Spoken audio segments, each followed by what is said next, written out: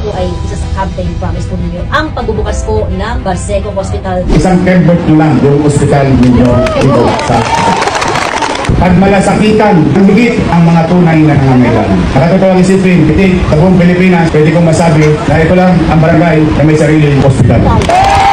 Hey, sir, at least 80,000 people from Intraport to Barseco. Hindi na kailangan lumabas ng Barseco. Isang kembot lang nila. Nandiyan na sa sarili nilang bakuran. Yung bagong hospital ng Barseco na 3 years ang nakatingin. Wala pa tayo pera niya. Ang tigas na nandito pa po una. Ay, may awan Diyos. God will provide. God will provide. Anong masasabi niyo at magbubukas na po itong Barseco Hospital?